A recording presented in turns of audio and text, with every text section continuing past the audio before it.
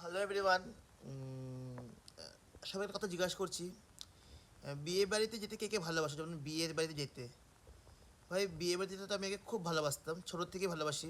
কারণ কেন ভালোবাসি আমি একদম পুরো জেনুইন রিজন বলছি। খেতে অ্যাকচুয়ালি অন্যরা বিয়ে করবে ওর বউ দেখে বা ওর হাজব্যান্ডকে দেখে তার কোনো ইন্টারেস্ট নেই। যে যারা যার জন্য আমি যাই, অ্যাকচুয়ালি যখন বিয়ে বাড়িতে যাবি না, হ্যাঁ যাবো তো কেন না, দেখতে দেখতে কেউ যায় না, সবাই যাবে খেতে। যাওয়ার পর কতক্ষণে গিয়ে দেখবে যে বেচ খালি না বেচ ভরা, বেচটা মানে ভরা আছে না, মানে হয়েছে না নাই। এখন তো হচ্ছে বুকে সিস্টেমে খাবার দাবার সব চলে, কিন্তু আগের দিন কী হতো না যে বসিয়ে খাওয়া হতো।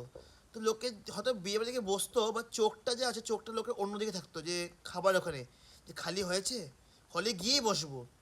তো লোকে যাই বলুক যে না আমরা বিয়ে বাড়িতে এমনি ঘুরতে যাই বা বউ দেখতে যাই বা আশীর্বাদ করতে যাই, সকল যেটা বড়রা বলে না আশীর্বাদ করে আসি বা দেখে আসি, রাখলে খারাপ দেখা যায়, এরকম কিছু না। লোকে অ্যাকচুয়ালি বিয়ে বাড়িতে যায় খেতে। ভাই আর বলতে পারি আমি তো ভাই খেতে যাই ভাই।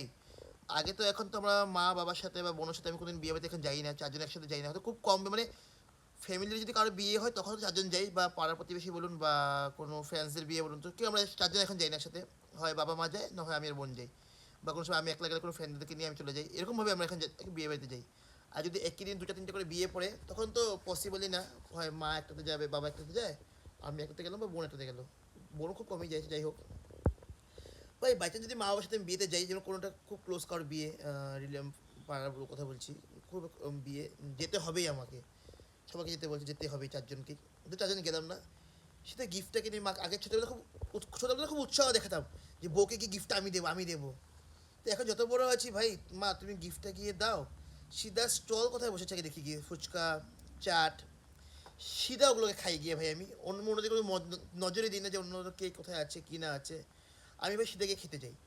যে খাওয়া হয়ে গেল ঠিক 9টা বাজে, ঘড়ি দেখে ঠিক 9টার সময় আমি মোটামুটি খাবারটা আমি বিয়ে বাড়িতে যাই। কারণ এত আগে গিয়ে কী করবো, সেই খাবারটা আমি বেরোতে যাই।